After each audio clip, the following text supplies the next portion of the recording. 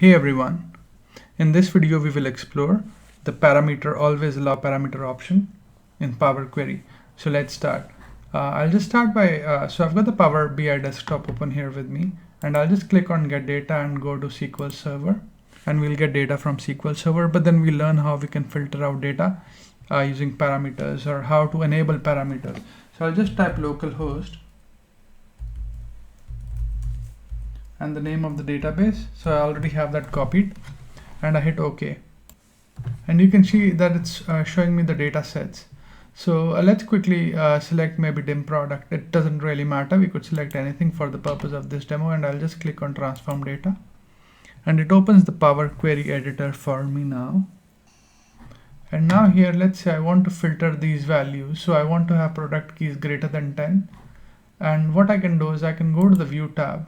So as you can see here, that there's an option called parameters always allow. So now let's say I want to filter based on the parameter values. So if I go on the product key and click the downward facing arrow, and then I go on to the number filters and I say greater than. So in this case I want it to be greater than 10.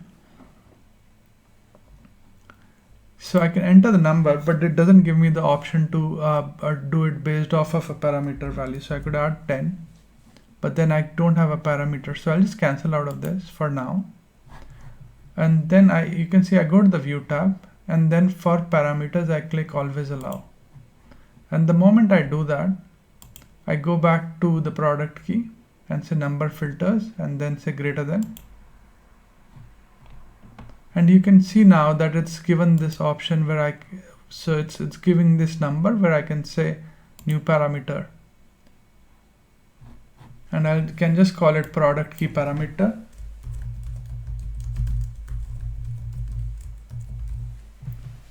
And then I can add a value of, let's say 10. And I hit OK. So now it selects, this becomes available to me. And if I hit OK now, you'll see that this data gets filtered.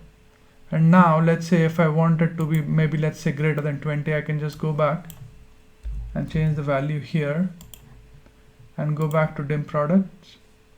And you can see that the data has been filtered. So in this video, just to recap, we learned how to filter data using the parameter option or using parameters in Power Query. And we also learned how to enable that parameter option.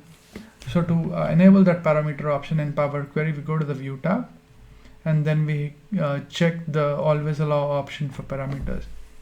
So I hope you find this video useful, and thanks for watching this video. Please do like my videos and subscribe to my channel if you enjoy what I'm doing. Let me know if you would like me to take any specific topics. Cheers, bye.